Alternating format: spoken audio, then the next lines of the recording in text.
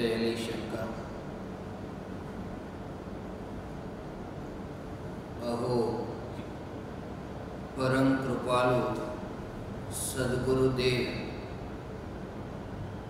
मुझ पामर पर करुणा करके कृपा करके वह विधि समझाइए ना, जिससे एकमात्र ध्रुव के जोर से चिंतन सतत धारा प्रवाह चले। इन 30 दिनों के शंका समाधान सत्संग में भी तथा आज के सत्संग में भी आप श्री ने समझाया है, फिर भी वर्तमान में चिंतन में वो जोर नहीं बन रहा जो निर्विकल्प अनुभूति में परिणत हो सके। हे परम कृपालु, मैं सिर्फ इतना समझ पा रही हूँ कि मेरे चिंतन में बिखराव है, सघनता नहीं। मुझ मूढ़ पामर पर करुणा करके मुझे पुनः समझाइए, इतनी विनती है। आपकी अबोध शिष्या मीता।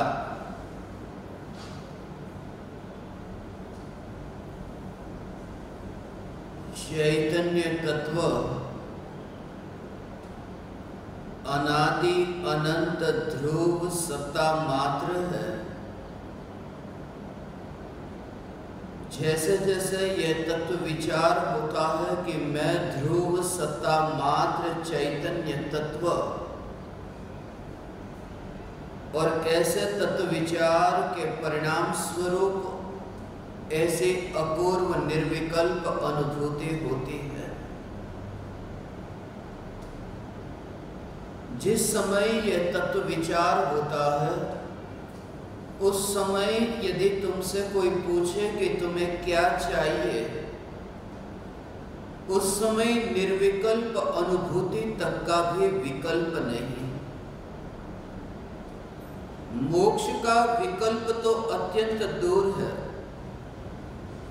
निर्विकल्प अनुभूति का विकल्प भी निर्विकल्प अनुभूति से वंचित करता है। इसलिए आज तक जिन ज्ञानियों ने पाया है, उन्होंने निर्विकल्प अनुभूति के विकल्प से नहीं, ध्रुव के जोर से अंततः पाना चाहते हैं निर्विकल्प अनुभूति। ये भाव है कि निर्विकल्प अनुभूति में जो वर्तमान में चिंतन चल रहा है वो परिणत हो सके, चिंतन निर्विकल्प अनुभूति हो जाए। मगर ऐसी जब वह दशा होती है तत्व विचार की, चिंतन की, उस समय लक्ष्य की और जोर अधिक है, उस समय साध्य की जोर अधिक है, उस समय मंजिल की जोर ऐसा कि यह मंजिल ही मुझे मिले, और वर्तमान में जिसके आश्रय से मंजिल तक पहुंचा जाता है वह वहां गौण हो गया। निर्विकल्प अनुभूति वर्तमान से भविष्य की यात्रा करते करते ऐसी सहज प्रकट होती है, मगर उस यात्रा के दौरान मोक्ष की वासना नहीं, उस यात्रा के दौरान निर्विकल्प अनुभूति की वासना नहीं। उस वासना के पीछे यह भाव कि चैतन्य तत्व के चिंतन में, उस समय जो चैतन्य तत्व के चिंतन पर तुम्हें उस समय ऐसा आनंद आ रहा है कि तुम आगे सहज ही यात्रा करते जाओगे, उसकी फिक्र मत करो। कब आएगा वह बाग, खुशबू आई, फिर चलते रहो चलते रहो चलते रहो, खुशबू बढ़ती गई, तुम चलते रहो। और उस समय जब तुम चलते हो, उस समय तुम्हारा ऐसा सर्वस्व समर्पण हो। इसलिए यह मार्ग ही इतना आनंदमय हो जाए कि मंजिल की फिक्र न रहे। इसलिए तो मोक्ष के लक्ष्य से चौथा गुणस्थान नहीं है, चौथा गुणस्थान है मार्ग। मगर मार्ग में भी ऐसा पूर्ण का आनंद भोगा, वह आनंद को ही भोगता है। मोक्ष मिले तो मिले, न मिले तो न मिले, उसकी ओर ध्यान नहीं। और सत्य यह है कि ऐसी मस्ती में मस्त रहता है कि मोक्ष उतरता है। मोक्ष यहां उतरता है, ये तो कहने में आता है कि आत्मा मोक्ष में जाता है। वर्तमान में ही इसी समय ऐसा चैतन्य का जोर, यदि तुम्हें अभी इतना आनंद नहीं आ रहा है तो वो मोक्ष भी बहुत दुखमय होगा। वर्तमान में ये मार्ग में ही ऐसी जागृति चैतन्य की, इसका सीधा सा भाव यह है कि द्रव्य वर्तमान में जो सत्ता स्वरूप है उस पर इतना जोर, उसका ही इतना आनंद कि इसी का नाम तो निर्विकल्प अनुभूति है। अज्ञानी भविष्य की इतनी झंझालों में फंसा हुआ, कल क्या होगा, धन की कमाई होगी या नहीं होगी, बस ऐसे ही कल मोक्ष मिलेगा या नहीं मिलेगा, सम्यक दर्शन प्राप्त होगा या नहीं होगा, 6 महीने के भीतर सम्यक दर्शन प्रकट होगा ना नहीं होगा। हाँ, मैं संतुष्ट हूं, चैतन्य हूं, बस कि उसी का नाम सम्यक दर्शन है। क्योंकि जो स्वरूप से संतुष्ट हुआ वह धर्मी हुआ, वह ज्ञानी हुआ, सम्यक दृष्टि हुआ। इसलिए जितना तुम्हारा ध्यान सत्ता पर हो, फिर तुम्हें पर्याय की फिक्र नहीं। सत्ता पर जोर, वह दशा सहज प्रकट होती है। और सत्ता वह ध्रुव सत्ता, लक्षण से भेद से जाना, मगर जब वह चैतन्य सत्ता पर जोर आता है तब एक अभेद स्वभाव की दृष्टि से देखा कि भगवान आत्मा का स्वभाव कैसा, साधारण स्वभावी है, असाधारण स्वभावी है, साधारण स्वभावी है। ऐसे अलग अलग स्वभाव वाला भगवान आत्मा, मगर जिस समय वह दृष्टि का विषय बनता है उस समय वह सत्ता, उसका थोड़ा भाव समझो।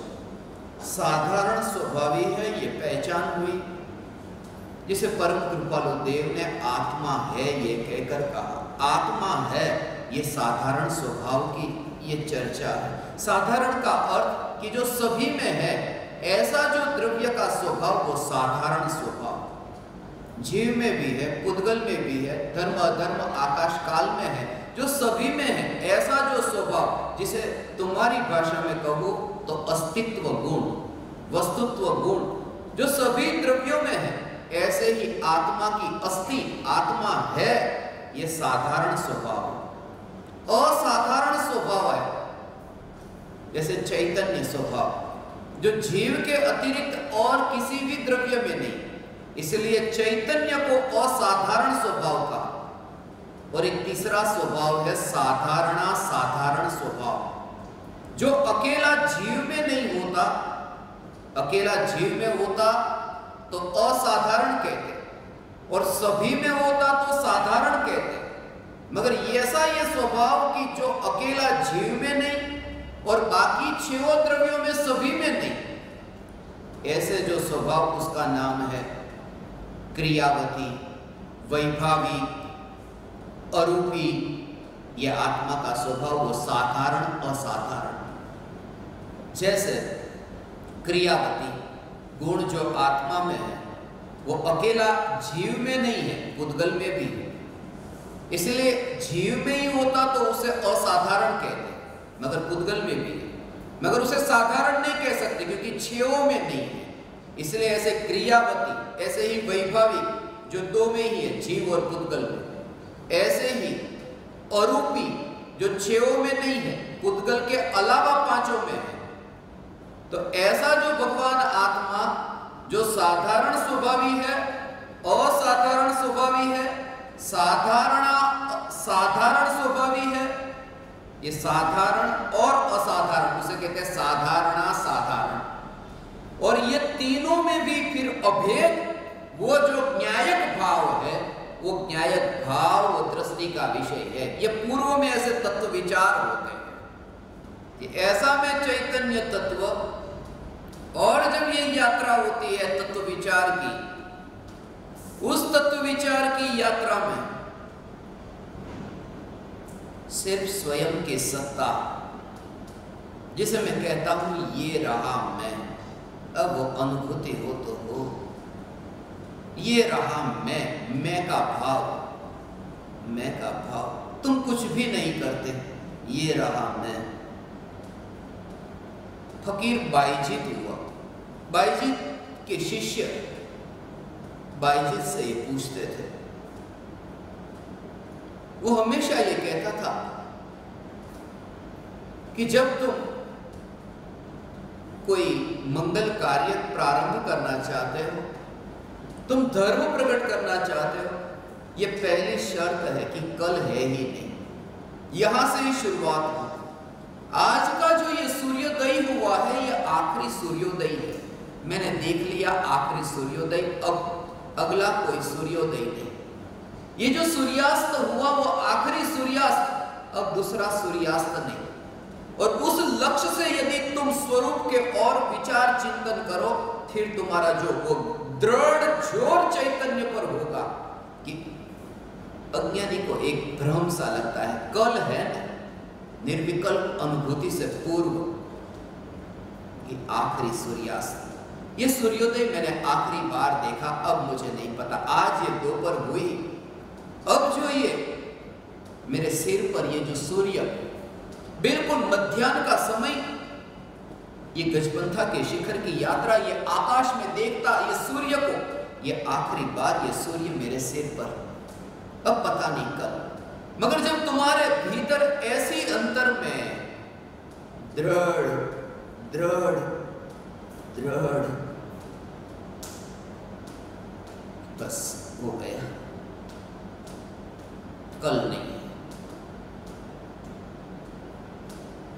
इसलिए तो जब निर्विकल्प अनुभूति होती है, वर्तमान की पर्याय में होती है, मगर कल मोक्ष मिलेगा तो भविष्य के विकल्प हुए, कल मैं मुनि होऊंगा या नहीं, ये भविष्य के विकल्प हुए।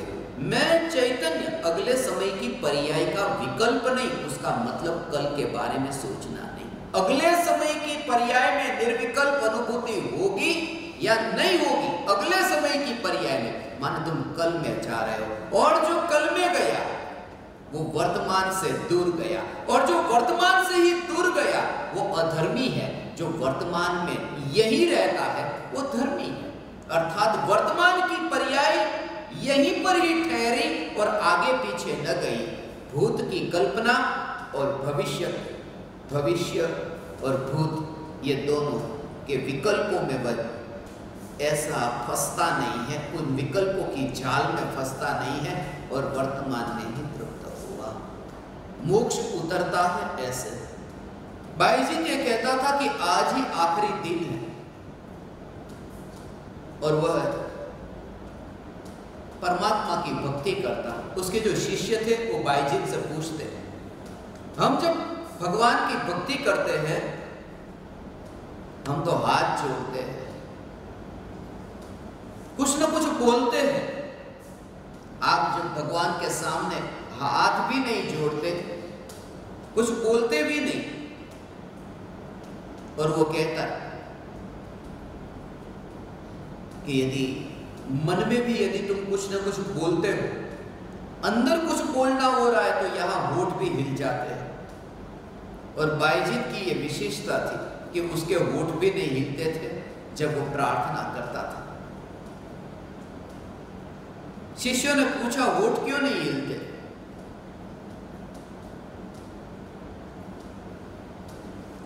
बायजीत ने एक कहानी सुनाई थी अपने शिष्यों को, वो कहानी मैं तुमसे सुनाऊं। बायजीत ने कहा, मैंने एक कहानी सुनी थी, एक फटे पुराने कपड़े पहना हुआ एक व्यक्ति राजमहल के द्वार पर खड़ा था।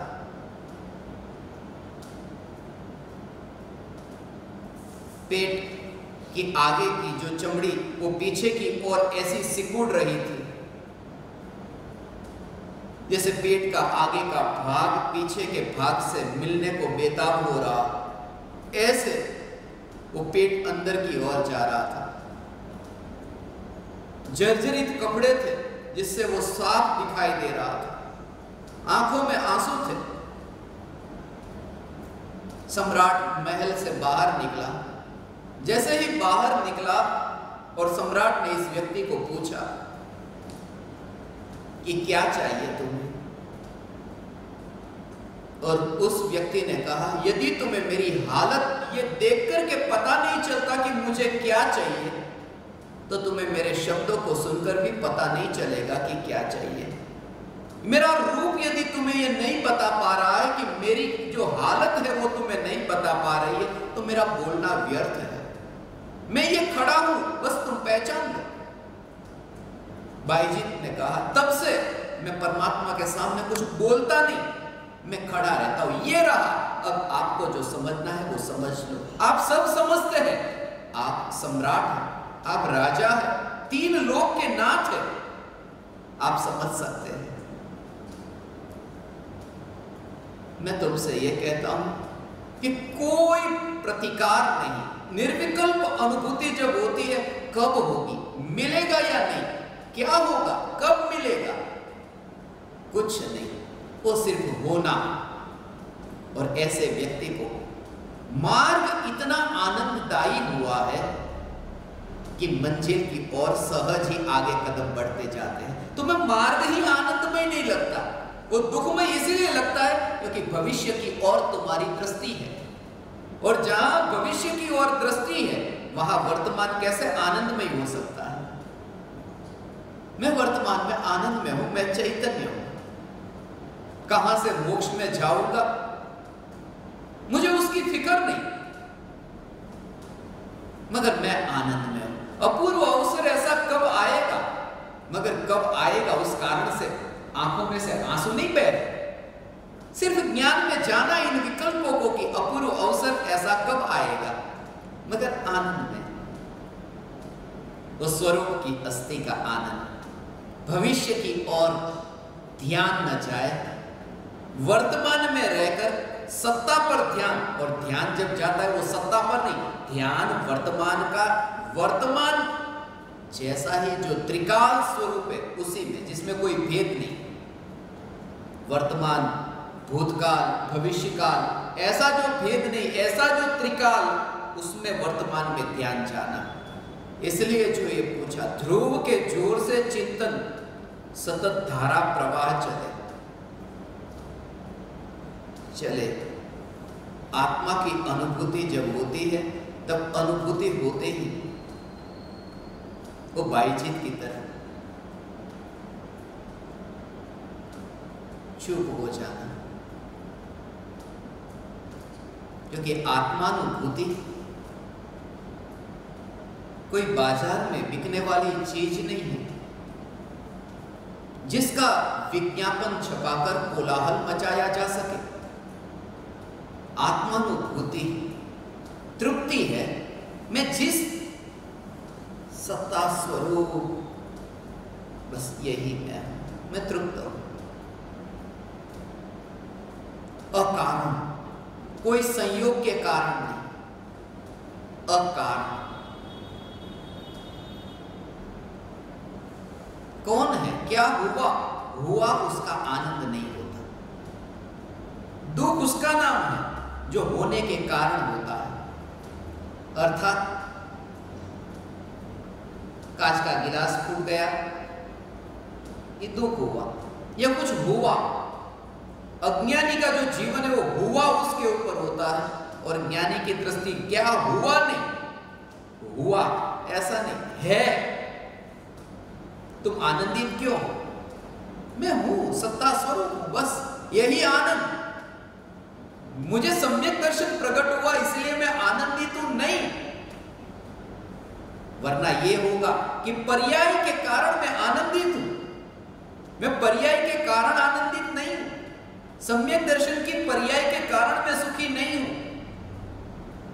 मगर सम्यक दर्शन की पर्याय में जो मानने में आ रहा है कि मैं सत्ता स्वरूप हूं, बस ये आनंद का कारण है आनंद का कारण वो सत्ता स्वरूप चैतन्य, पर्याय आनंद का कारण नहीं। इसलिए इतना सर्वस्व समर्पण वर्तमान में, इसलिए कहता हूं प्यास जब लगती है तब समर्पण होता है। मुझे एक घटना अभी स्मरण में आई। एक व्यक्ति काबा की ओर जा रहा है हज पढ़ने के लिए। रास्ते में एक कुत्ता देखा, जिस कुत्ते के चारों पैर टूटे हुए, शायद मार्ग पर कोई गाड़ी उस पर चल गई होगी, मरने की तैयारी में था। इस व्यक्ति ने देखा कुत्ते को कि इसका कोई नहीं, लाओ मैं उसे उठाकर कम से कम पानी तो पिलाऊं, मगर वहां कहीं कुआं भी नहीं, पानी भी नहीं। उसने कुत्ते को उठा लिया और रेगिस्तान की ओर आगे बढ़ने लगा, काबा की ओर आगे बढ़ने लगा। आगे जाते उसे एक कुआं दिखाई दिया, आसपास पेड़ थे, पेड़ के पत्ते भी नीचे गिरे हुए थे। उस व्यक्ति ने पेड़ के जो पत्ते थे वो पत्तों को मिला करके एक पात्र जैसा बनाया और सोचा कि कुत्ते को थोड़ा ऊपर से पानी डालूं, उसे पानी पिलाओ, उसे थोड़ी तृप्ति हो। बचने की संभावना नहीं थी। अब कुएं में पानी ऊपर लाने के लिए अब क्या करें? कोई रस्सी तो है नहीं। कहीं रस्सी का टुकड़ा थोड़ा दिख गया, उसे वो पात्र के साथ में ठीक तरह से बांधा और अंदर डाला कुएं में, तो भी वो पात्र कुएं के उस तल तक न पहुंचा जहां पानी था। फिर उसने अपना कमीज उतार दिया और कमीज को बांधा और फिर नीचे ले गया, फिर भी वो पहुंच न सका। उसने अपनी सलवार भी उतार दी और फिर उसे दूरी बना दी और अंदर कुएं की गहराई तक वो ले गया और तब फिर वो पानी आया। फिर उसने कुत्ते को पानी पिलाया, थोड़ा नहलाया, आगे की ओर हज की ओर, काबा की ओर जा रहा था हज पढ़ने। तभी ऊपर से पुकार उसे सुनाई दी, अब तू जा या न जा तेरे ऊपर है, तेरी हज की यात्रा पूरी हो गई। जब ये कहानी मैंने पढ़ी थी, मुझे यही बात स्मरण में आई, प्यास तब छिपती है। उसने तो वो कुत्ते के लिए पानी पिलाने के लिए अपने वस्त्र को परवाह किए बिना ऐसे जाए तो जाए, मगर ये प्यास छिप जाए। और मैं तुमसे यही कहता हूं, अनंत परमाणुओं को खाई में गिरे तो गिरे। ऐसी जब तुम्हारी अंतर की प्यास जगे, कुत्ते की प्यास तो छिपे या न छिपे, यहां भीतर की प्यास छिप जाती है। इसलिए अनंत परमाणुओं में निर्विकल्प अनुभूति होने पर अनंत परमाणुओं की पकड़ ऐसे ही नहीं रहती। ये परमाणु है, मगर गिरे हुए परमाणु, जैसे तुम मुर्दे को खाई में गिरता हुआ देखो, ऐसे ही ज्ञानी इस शरीर के परमाणु को देखता है। स्वयं की सत्ता, इसलिए मूढ़ की बस की बात नहीं, ज्ञानी की पहचान करे।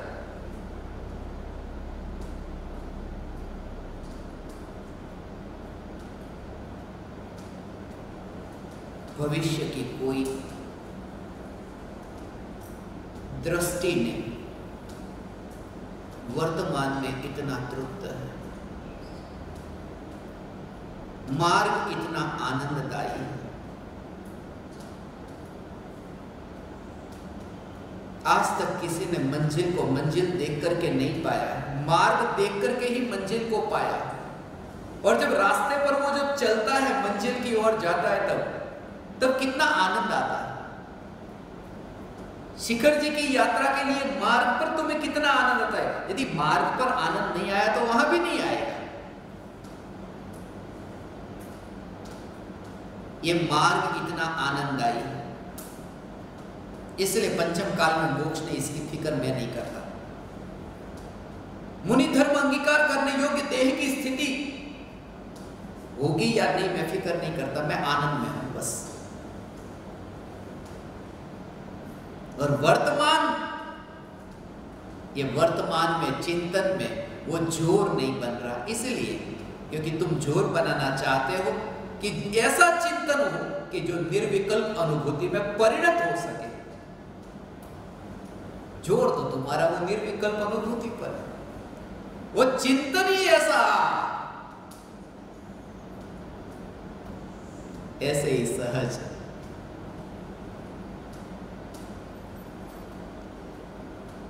प्राप्त होती है। और वर्तमान में दूरी नहीं। जब भी कोई कहे भगवान आत्मा बहुत दूर है, भगवान आत्मा बहुत दूर नहीं है।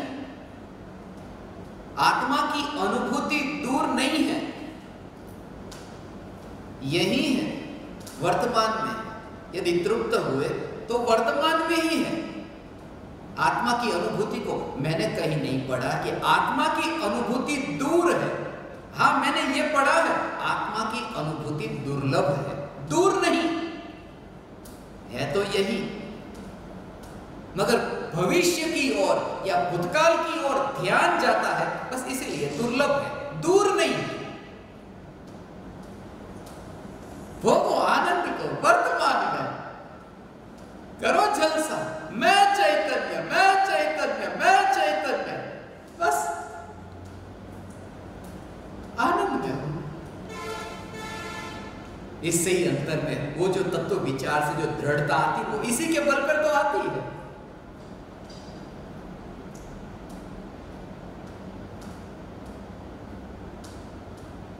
इसलिए ये शिकायत नहीं। निर्विकल्प अनुभूति से पूर्व जब तत्व विचार होता है, उस यात्रा के दौरान कोई शिकायत नहीं।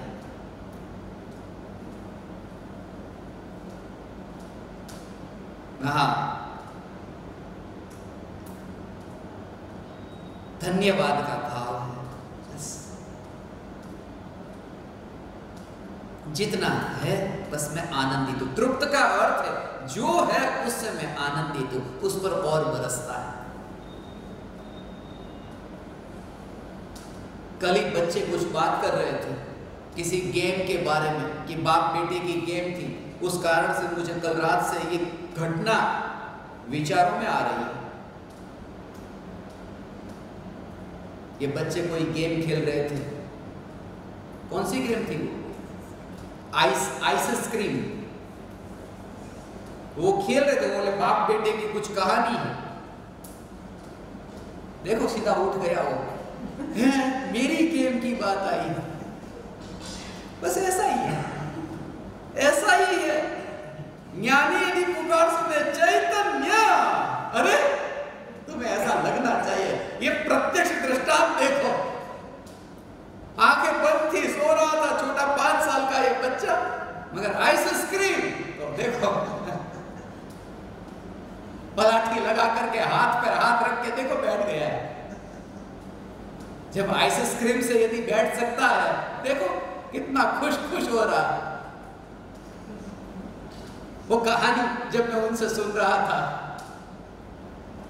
बाप बेटे की, एक बाप था अपने बेटे से कहा था, मैं तुम्हें एक मंत्र देके जाता हूं, ये थोड़ी संपत्ति तुम्हारे हाथ में देके जाता हूं। जब मैं मर जाऊं और ये संपत्ति जब खत्म होने की तैयारी हो, तब मैं तुम्हें 4 शब्द की ये माला का जाप करने के लिए कहता हूं। पिताजी ने उसे वो 4 शब्द कान में सुना दिए। मृत्यु हुई, बेटे के पास में जितनी संपत्ति थी रोज खर्च करता गया। बाप ने तो बहुत बचाई थी, मगर बेटा ऐसा, अक्सर ऐसा होता, बाप बेटे से कहता है पाई पाई हमने कैसे कमाई थी और तू ऐसे उड़ाता है। तो तुम्हारे पिताजी ने कमा के रखी होती, तुम भी ऐसे ही उड़ाते।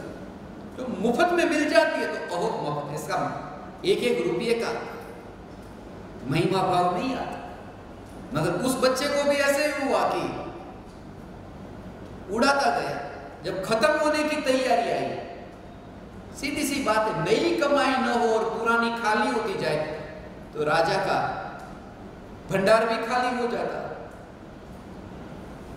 तब उसे याद आया कि मेरे पिताजी ने कहा था, वो जो 4 शब्द का मंत्र कहा था, वो मंत्र क्या था? वो मंत्र याद नहीं आया। अब ये खत्म होने की तैयारी, तब उसने पड़ोसी से पूछा कि तुम्हें याद है मेरे पिताजी मरते मरते एक मंत्र बताकर गए थे। पड़ोसी ने कहा हमको याद नहीं है, मगर ये मंत्र हो सकता है, तुम मंत्र का जाप करो। परमात्मा मेरी मदद करो, यही मंत्र हो सकता है, परमात्मा मेरी मदद करो। इसने ये चालू कर दिया, परमात्मा मेरी मदद करो, परमात्मा मेरी मदद करो, मगर कुछ भी नहीं हुआ। दुख बढ़ता जा रहा था, परमात्मा मेरी मदद करो। फिर वो चैन न पड़ा, बाहर निकला, सामने से कोई चर्च में से ही प्रवचन देकर के पादरी लौट रहे थे। पादरी से पूछा, आप तो सबको समझाते हैं, आपको तो ये मंत्र पता होगा। पादरी ने कहा एक ही मंत्र है, परमात्मा तुम महान हो। इसने ये भी जाप किया, परमात्मा तुम महान हो, परमात्मा तुम महान हो, मगर उससे भी पता नहीं चला कि ये क्या क्या कहा था पिताजी ने।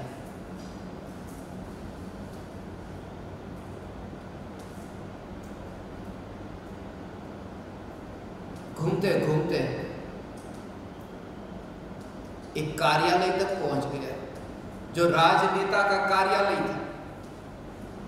सोचा ये तो सब कला जानते हैं, अच्छे अच्छे की कला, तो इनके पास ये मंत्र होगा।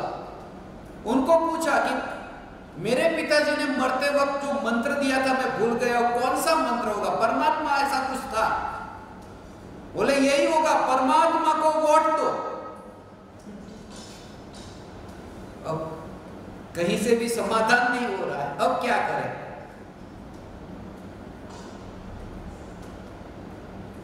एक फकीर से मुलाकात हुई। धन है ही नहीं, घूम फिर करके धन समाप्त हो गया, खाली हाथ हो गया, चक्कर इतने काटे यहां वहां, अब कुछ भी नहीं रहा। फकीर से पूछा कि मेरे पिताजी ने कौन सा मंत्र दिया था? 4 शब्द का मंत्र था। फकीर ने कहा, हे परमात्मा तुम्हारा धन्यवाद,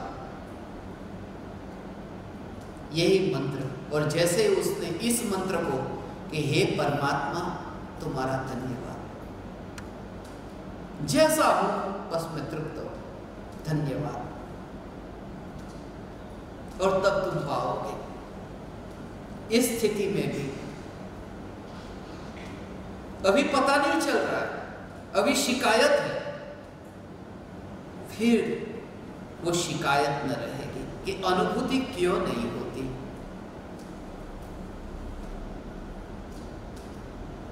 वर्तमान में स्वरूप पर जो धैर्य रख करके इस मार्ग पर यात्रा होती है, जितना धीरे धीरे चलोगे उतना जल्दी पहुंचोगे। गणित उल्टा लगेगा, जल्दी चलने, जल्दबाजी में काम मत लेना। जल्दबाजी में बाहर गांव जाता ना, जल्दबाजी में ऊपर का बटन नीचे, नीचे का बटन ऊपर, जल्दबाजी में चाबी घर पर ही छूट गई और दरवाजा बंद कर दिया। लॉक तोड़वाने वाले को वो वहां पर लॉक तोड़ाना पड़ता। जो कपड़ा लेकर जा रहा था वो लेकर न गए और कोई दूसरा कपड़ा लेकर चले गए। ये जल्दबाजी, और ये तो मुक्ति की यात्रा। यहां जल्दबाजी नहीं, अनुभूति जब हो तब हो। मैं चैतन्य, अनुभूति महान नहीं है, आत्मानुभूति से महान आत्मा है, और मैं हूं, बस मैं हूं ऐसा। आत्मानुभूति से महान ऐसा भगवान आत्मा। जब आत्मानुभूति के बारे में पूछे कि आत्मानुभूति कैसे हो,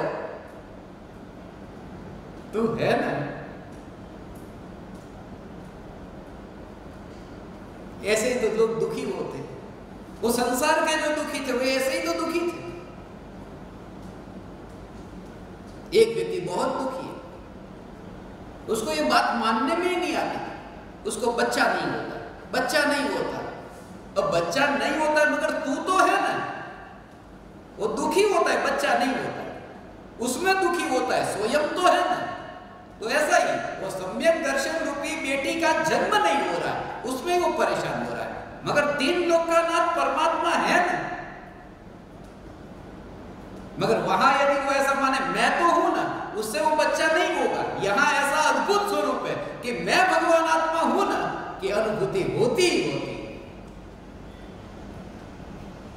ये धैर्य का मार्ग है, ये मैगजीन नहीं, ये किताब। थोड़ा वक्त दो, समझ में आएगा। 2 पन्ने पलट दिए, उससे काम ना होगा। ये लंबी किताब है, ये जिंदगी की किताब है। जिंदगी को किताब कहा, मैगजीन कहीं नहीं कहा। लंबी यात्रा है इसलिए, अनंत की यात्रा है इसलिए।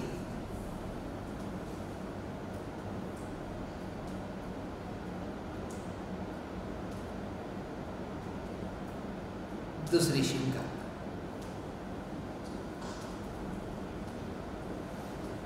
पूज्य गुरु जी, अहमदाबाद से मुकेश शाह का प्रणाम। विचारों की अनुप्रेक्षा करते हुए विचारों कहाँ से उत्पन्न होते हैं, यह देखने से पता चला कि वह खाली जगह से उत्पन्न होता है। तब अचानक एक भंवरे की गुंजन जैसी आवाज सुनाई दी। वह आवाज निरंतर आ रही थी। वह आवाज सुनते सुनते सुनने वाला जानने में आया। जो सुनने वाला था वह भी एक खाली जगह थी जो पूरे शरीर में थी, और साथ ही एक अद्भुत आनंद का एहसास हुआ। तब एक विचार आया, जैसे एक पक्षी को उड़ने के लिए आकाश की जरूरत पड़ती है, लेकिन आकाश को कोई फर्क नहीं पड़ता, वह तो अपनी मस्ती में अड़ग है। खाली जगह के साथ आकाश की तुलना करते हुए ऐसा लगा कि आत्मा भी आकाश जैसा ही होगा, जो पूरे शरीर में फैला हुआ है, हर एक प्रदेश में है, जिसकी अनुभूति की असर जानने में आती है। अब आवाज मंत्र के समान काम करता है। वहां ध्यान जाने से एक स्थिरता आ जाती है। यह अनुभव कोई भी विभाव से अलग होने में बहुत उपयोगी होता है। यह अनुभव कोई भ्रम तो नहीं है, कोई विपरीत दिशा में तो नहीं जा रहा हूं। प्लीज गुरु जी, यह शंका का समाधान देने की कृपा करें।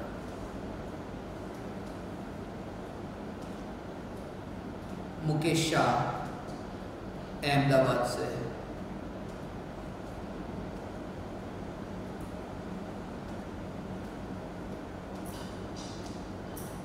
चैतन्य तत्व की निर्विकल्प अनुभूति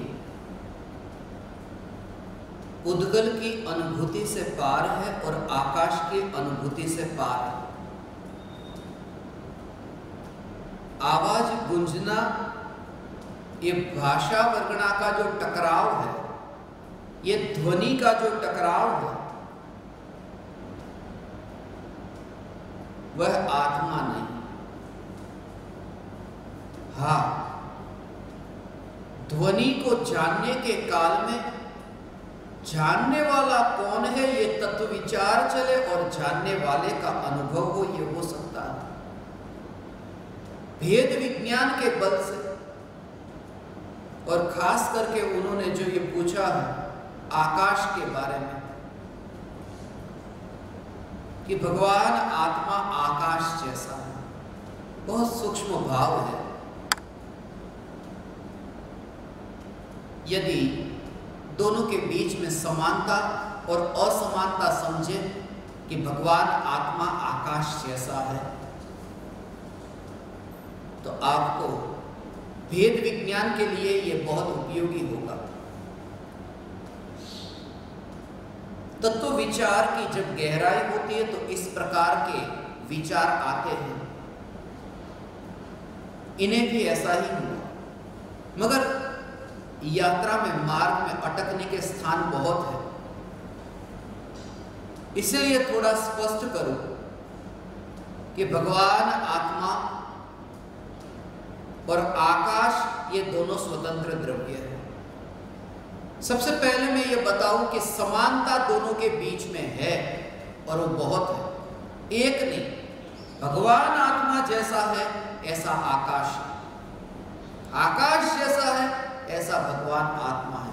इसलिए तुमने कभी ये विचार किया कि भगवान आत्मा को लोक प्रमाण कहा, पुद्गल प्रमाण नहीं कहा, धर्म अधर्म प्रमाण नहीं कहा, काल प्रमाण नहीं कहा, लोक प्रमाण कहा। वो लोक आकाश की ही बात है, लोक प्रमाण है। वो क्यों कहा उसके बारे में थोड़ी चर्चा करें कि भगवान आत्मा ये लोक प्रमाण है।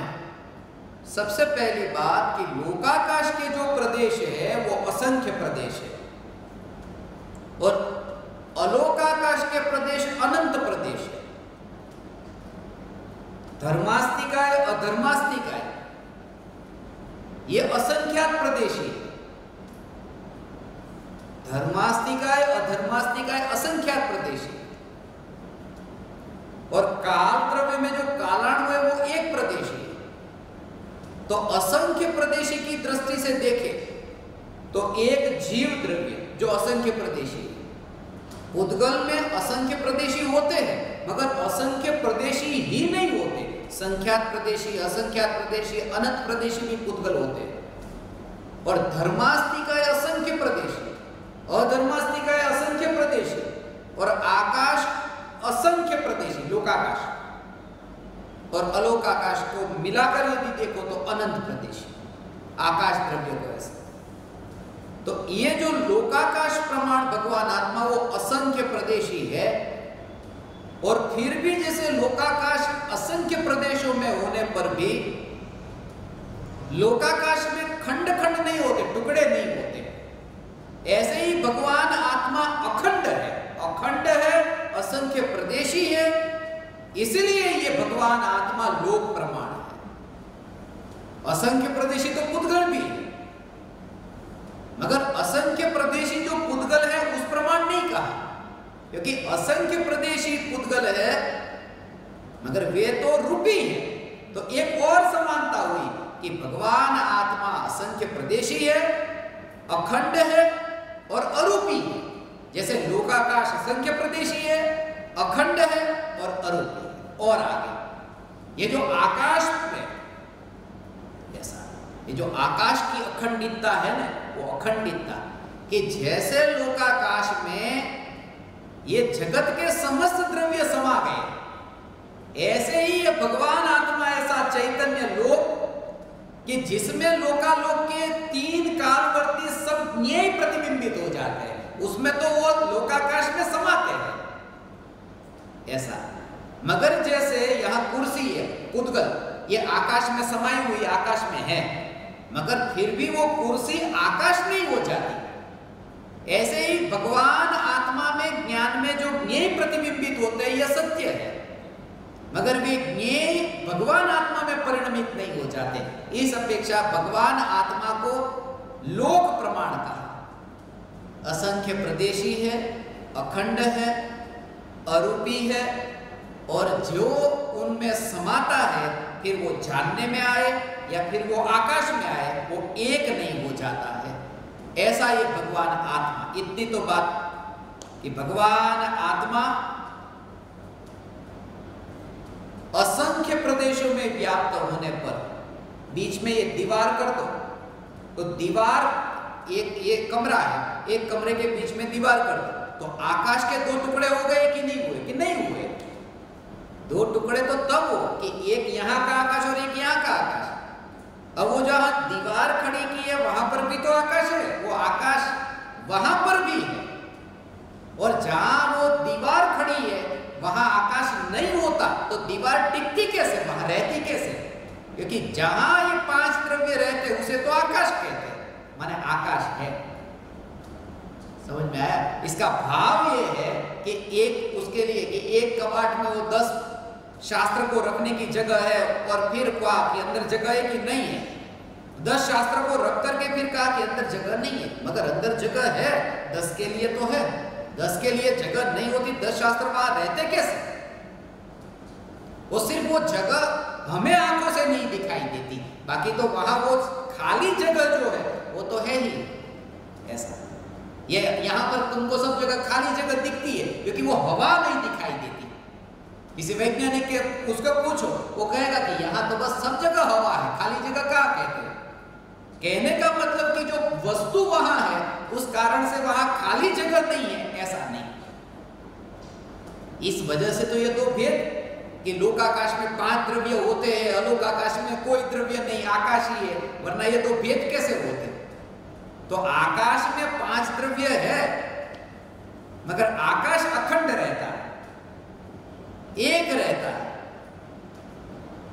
ऐसा इसमें भाव क्या है कि जब यहां पर खाली जगह है और यहां दीवार कर दी, तो खाली जगह तो अपनी सत्ता में ही है। यहां दीवार करने से जो कालाणु है वो कालाणु हट नहीं जाएंगे, एक एक प्रदेश पर एक कालाणु है। ऐसे ही उस प्रदेश पर वहां आकाश भी है, वहां जहां दीवार है। तो उससे क्या समझना कि आकाश होने पर भी आकाश दीवार में नहीं मिला।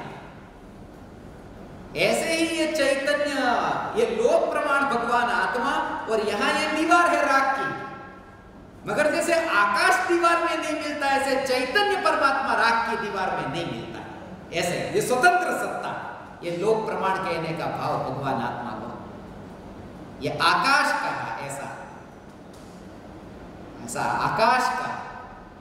इसलिए ये जो आकाश चैतन्य, आकाश आकाश खाली जगह, और हम कहते हैं पृथ्वी, हमारी भाषा में ये आकाश और पृथ्वी, आकाश और जमीन दोनों मिलते नहीं है, आकाश और पृथ्वी मिलते नहीं, अर्थात चैतन्य और ये पृथ्वी, चैतन्य माने आकाश, ये पृथ्वी कभी मिलते ही नहीं। और इसलिए वो आकाश को भगवान आत्मा की उपमा, भगवान आत्मा को आकाश की उपमा, ये दोनों को तुलना करके बताया। भगवान आत्मा आकाश जैसा, इसलिए तुमने ये सुना होगा ना कि ज्ञानी तो चैतन्य के पुद्गल में, सुनो, ज्ञानी चैतन्य के पुद्गल में यात्रा करते, ऐसा नहीं, ज्ञानी चैतन्य के गगन में, गगन माने आकाश, वो आकाश ऐसा चैतन्य के गगन में मगन है, चैतन्य के पुद्गल में नहीं, वो गगन माने आकाश। ये बहुत महत्वपूर्ण प्रश्न है, आकाश और चैतन्य सत्ता। बहुत भ्रम छूटेंगे, इसमें भ्रम है, उसका ऑपरेशन करते हैं अभी। मगर सबसे पहले ये जो आकाश का स्वरूप है और भगवान आत्मा का स्वरूप किस किस अपेक्षा से एक समान है, वो बात है। आकाश अपनी स्वतंत्र सत्ता को वो छोड़ता नहीं है, किसी में मिल जाता नहीं। ऐसे ही भगवान आत्मा अपनी स्वतंत्र सत्ता को छोड़ता नहीं है। और दोनों के बीच में आकाश और इसमें लोकाकाश और अलोकाकाश, उसमें अभी एक बात समझो। जैसे अलोकाकाश है वहां पर भी खाली जगह है, और लोकाकाश है वहां पर भी खाली जगह है, खाली जगह का नाम ही आकाश है। तो फिर वो भेद कैसा कि जिस खाली जगह के प्रदेश पर, वो जो है ना यहाँ पर, कि यहाँ पर शरीर की बात, ऐसे शरीर से बंधन के लिए समझो, तो ये जो यहाँ के जो पुद्गल है जो आकाश में है, और वहां वो पुद्गल नहीं है, तो पुद्गल के साथ जो आकाश है उसे लोकाकाश का, और बिना पुद्गल का जो आकाश है उसे अलोकाकाश का। ये कहने की भाषा ऐसी। पुद्गल के साथ माने वो है तो स्वतंत्र। ये पुद्गल के साथ वाला आकाश और पुद्गल के बिना, मगर आकाश का स्वभाव थोड़ी अलग अलग है। ऐसे एक लोकाकाश जो पुद्गल के साथ, एक अलोकाकाश जो बिना पुद्गल का।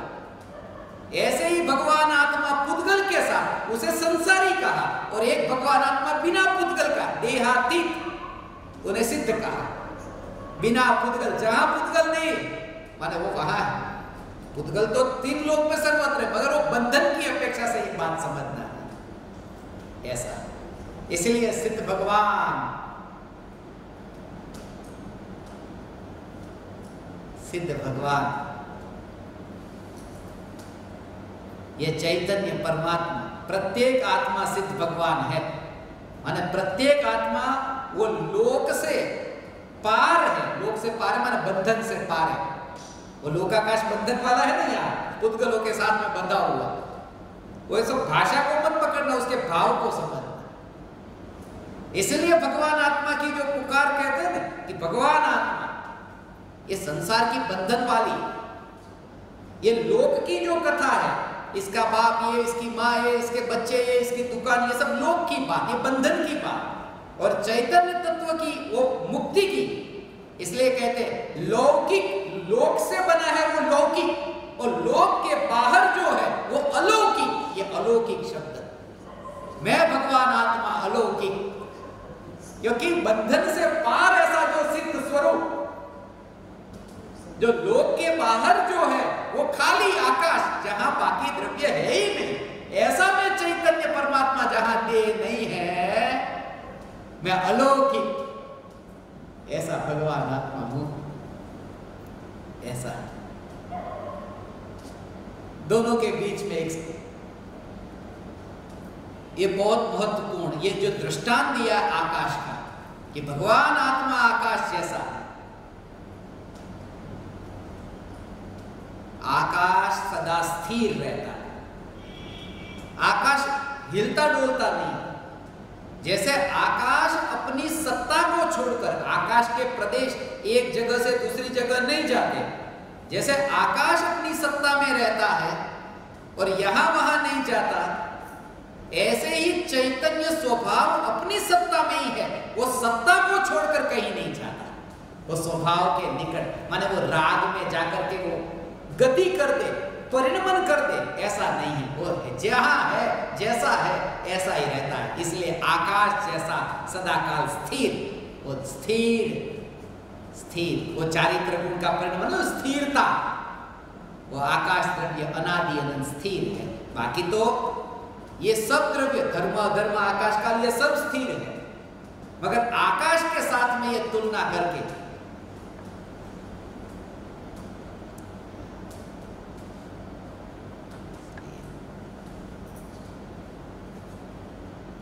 उद्गल से पार ऐसा है। धर्म अधर्म भी बाद में, पहले आकाश, आकाश को जब मैं पढ़ता है ऐसा कि धर्म अधर्म भी बाद में, कुछ 6 ढाला में पढ़ता था तब पुद्गल नभ धर्म अधर्म का, तो पुद्गल के बाद सीधा नभ लिया, नभ, तो नभ का आकाश सत्ता स्वरूप होने से भगवान आत्मा आकाश लोक प्रमाण, लोक जैसा, आकाश जैसा है।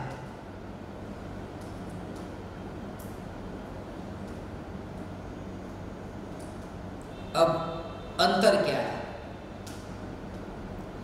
कि भले भगवान आत्मा आकाश जैसा है, मगर भगवान आत्मा चेतनमय है, आकाश जड़ है। फिर दूसरी बात कि भगवान आत्मा संकोच विस्तार करता है, आकाश द्रव्य में संकोच विस्तार नहीं होता। आत्मा के प्रदेश का बढ़ना घटना, ये सब प्रदेश का बढ़ना माने संकोच विस्तार के रूप में, संख्या में नहीं। ऐसे ही आकाश द्रव्य में उसमें संकोच विस्तार नहीं होता, यह अंतर है। भगवान आत्मा जो है वो उसमें सत्ता की दृष्टि से देखो तो एक मैं, मगर पूरी जो समस्त विश्व की संख्या देखो तो भगवान आत्मा, आत्मा कितने कि मैं भी आत्मा, तुम भी आत्मा, प्रत्येक आत्मा, तो प्रत्येक आत्मा अनंत, समस्त परमात्मा माने अनंत है। संख्या की दृष्टि से देखे तो आत्मा है वो अनंत है और आकाश द्रव्य है वो एक, वो इतना अंतर है। संकोच विस्तार होता है, आकाश द्रव्य में संकोच विस्तार नहीं होता। भगवान आत्मा की संख्या अनंत है, आकाश है वह एक है, और भगवान आत्मा तो चैतन्यमय है, आकाश में चैतन्य नहीं है। ये इतनी समानता। और जब भी मैं न्याय के ग्रंथों में पढ़ता तो उसमें ऐसा बताते, मुझे ये जो विचार आता था वो कहता हूं आकाश आकाश आकाश, आकाश में इतनी समानता है। एक पंडित जी को मैं मिला था, उन्होंने यही कहा, वो बोले आकाश में बहुत समानता है, बहुत समानता है। मैंने तो ये सब समानता बताई, मैं बाहर निकला उन्होंने एक और समानता बताई कि मैं तो पहले से ही कह रहा था आकाश और आत्मा में इतनी समानता है, क्योंकि दोनों की राशि एक है। आत्मा आकाश ये एक राशि वाला दोनों, ऐसा कह के भगवान आत्मा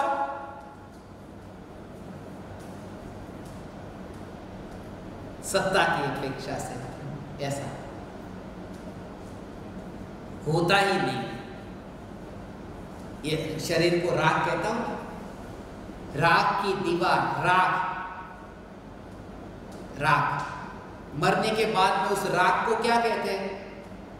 फूल, फूल पधराने के लिए राख को फूल कहते हैं। तो जब मैं वो पढ़ता वहां पर कि ये कथन सत्य नहीं है, ये कथन आकाश के फूल जैसा है, वो ऐसा वाक्य जब मैं पढ़ता आकाश के फूल जैसा, माने आकाश में फूल होते ही नहीं। जैसे आकाश में फूल नहीं, ऐसे चैतन्य के आकाश में राख नहीं होती है, वो बात ही झूठी है। आकाश के फूल नहीं होते, वो आकाश के फूल बिल्कुल झूठी बात है। इन्होंने ऐसा सत्संग करने का अवसर दिया। ये आकाश और आत्मा का स्वरूप जब तुम शंका को पढ़ते समय तुम्हें लगे कि अरे ये बहुत गड़बड़ करने वाला आदमी, ये कहा कि आत्मा और आकाश की बात, मगर इस अपेक्षा से समानता, इस अपेक्षा से असमानता, ये दोनों अपेक्षा को समझना। अब बात रही उन्हें अनुभूति जो हुई उसकी, कि कान में एक भंवरे जैसी आवाज का सुनाई देना, ऐसा भ्रम हो सकता है, क्योंकि भ्रमर शब्द ही वो भ्रम से बना। भ्रमर, भंवरे की आवाज भ्रम पैदा कर सकती है। कभी कभी वो भंवरा न हो तो भी भंवरे जैसा लगे।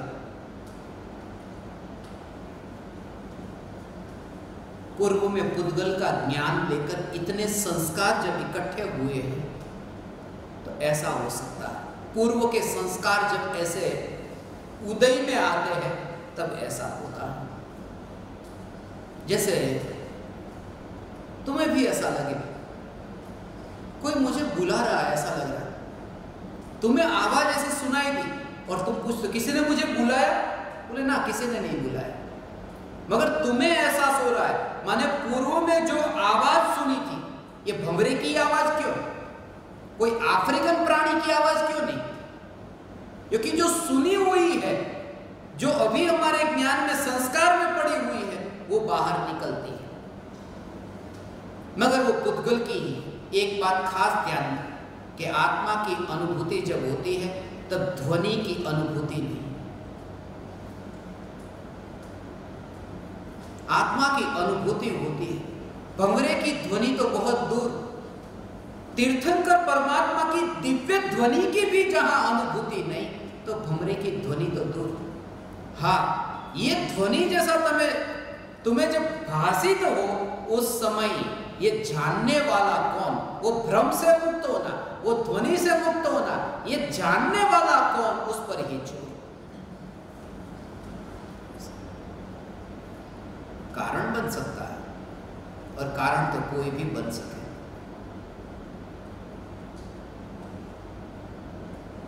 जब मरी हुई नगर नारी, उसका जो मृतदेह पड़ा है, वो देख करके यदि वैराग्य आ सकता है, निमित्त कोई भी बन सकता है, मगर निमित्त बनता है निमित्त की ओर दृष्टि करने से नहीं, निमित्त को जानकर स्वरूप इसमें कैसे घटित हो रहा है उस पर विचार करते करते वो दशा प्रकट होती है कि उस समय फिर उस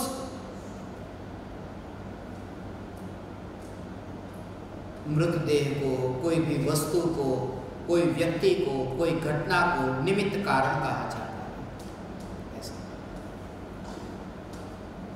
इसलिए आत्मा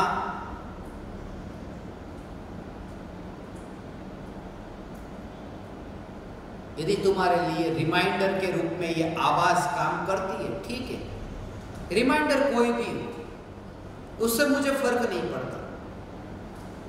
तुम अलार्म लगा करके सोए थे और अलार्म ने तुम्हें जगाया, या फिर कोई जिंदा व्यक्ति ने जगाया, उस पर जोर नहीं, तुम जागो, जोर तुम्हारा उस पर हो। तुम्हें वो भंवरी की आवाज बार बार सुनाई देती है और याद आता है, मगर याद हमेशा कि ये भंवरी की आवाज जो आ रही है, बस वो पुद्गल की आवाज है, वो आत्मा की नहीं।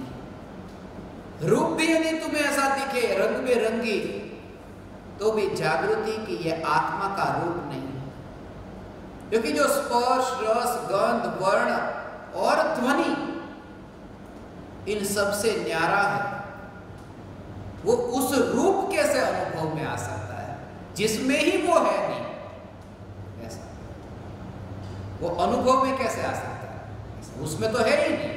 तो जो अनुभव में आया, यहां कहीं ना कहीं गड़बड़ है।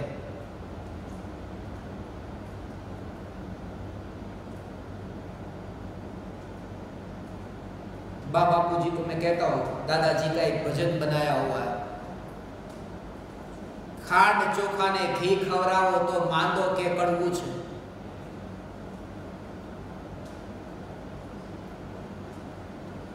शक्कर, चावल, घी डाल करके उसको खिलाया, वो कहता है कड़वा। उसे कहीं ना कहीं बीमारी, उसकी जबान कड़वी हो गई, ये ऐसा लगता है। इसलिए ये जो रंग है, रूप है, उसमें कहीं दोष नहीं है, वो तो है, मगर उसमें जो हमारी मान्यता, यहां पर जो दोष है, उस वजह से सब भ्रम हो सकता है कि यह आत्मा की अनुभूति की कोई आवाज है, कि ये रिमाइंडर बन गई, मंत्र समान काम करता है, वहां ध्यान जाने से स्थिरता आ जाती है, ठीक है, स्थिरता आ जाती है, मगर वो स्थिरता कहां आ जाती है, ये निरीक्षण करना। उस समय उस स्थिरता का विषय कौन है, किसमें स्थिर हुए, वो ध्वनि में कि न्यायक में जो अरूपी है, जो त्रिकाल मौन है। और इसलिए तो जहां से मार्ग की शुरुआत होती है, पूर्णता भी वहीं पर ही होती है। ऐसा नहीं कि पहले विकल्प में और राग में आत्मा दिखे और बाद में फिर शुद्ध दिखे, सिद्ध होने के बाद में, ऐसा नहीं। इसलिए चौथे गुणस्थान में ही सिद्ध समान शुद्ध,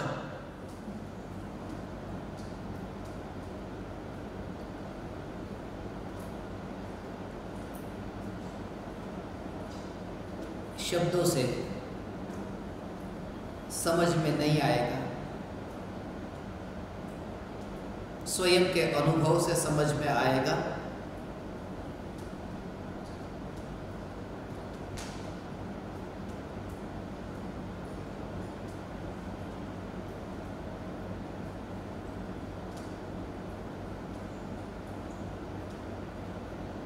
कोई कान की पुकार को, कोई सांसों से हवा अंदर जाती है, आती है, देखता है,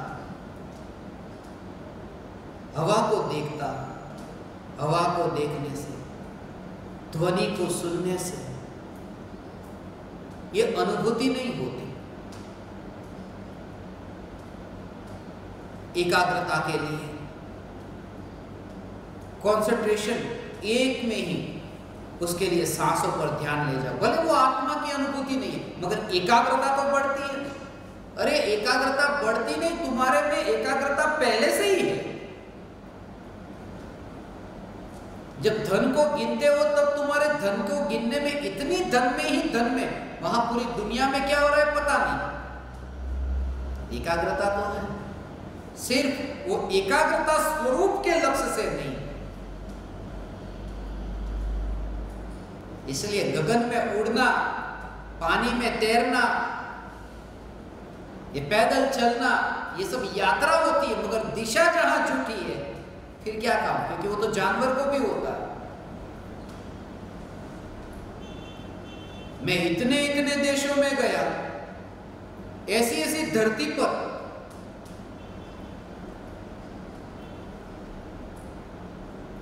कि रास्ते पर एक छोटा सा कांटा भी न दिखाई दे। पूरे देश में ऐसी धरती पर मैं चलता हूं। मैं ऐसे बोट में बैठा कि तुम्हें अंदर पता ही न चले कि समुद्र मार्ग से यात्रा करते हैं। आलीशान महल जैसे भीतर हो, ऐसे जहाज से मैंने यात्रा की, और आकाश में विमान में ऐसी यात्रा की कि घर में कमरे में ऐसी नींद नहीं आती, आराम से ये विचार मुझे आता। तब ये विचार भी आता कि दिशा यदि ठीक न हो तो इस यात्रा का क्या प्रयोजन। साफ जमीन पर ऐसे चलना, वो तो जानवर भी चल लेते हैं। ऐसे आलीशान जहाज में समुद्र मार्ग से यात्रा करना, मछलियां भी तैर लेती हैं। आकाश में उड़ना, कौवे भी उड़ लेते हैं। इसमें कोई बड़ी बात नहीं।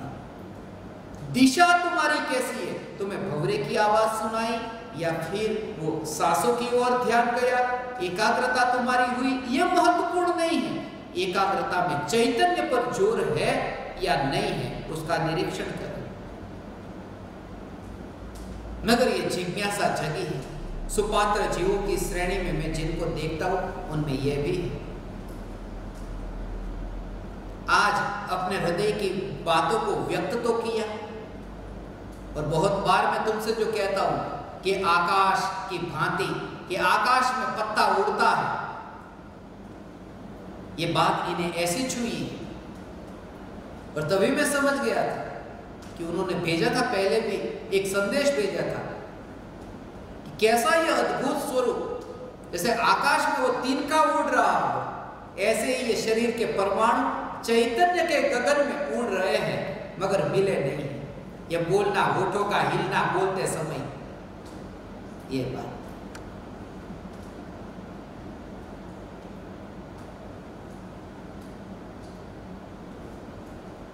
ऐसे जीवों को प्रत्यक्ष सत्संग की जरूरत है।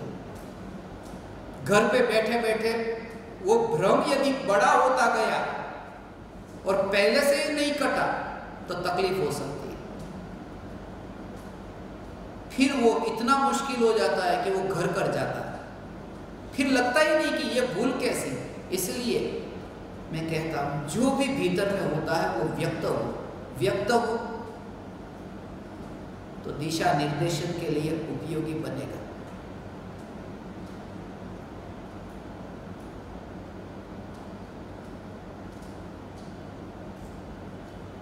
आकाश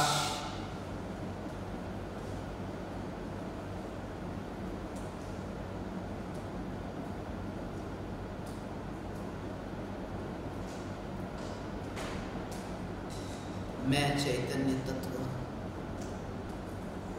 त्रिकाल आकाश हूं, अखंड हूं, एक हूं, शुद्ध हूं, और वर्तमान में यह हूं, इसलिए संतुष्ट हूं। धन्यवाद। आज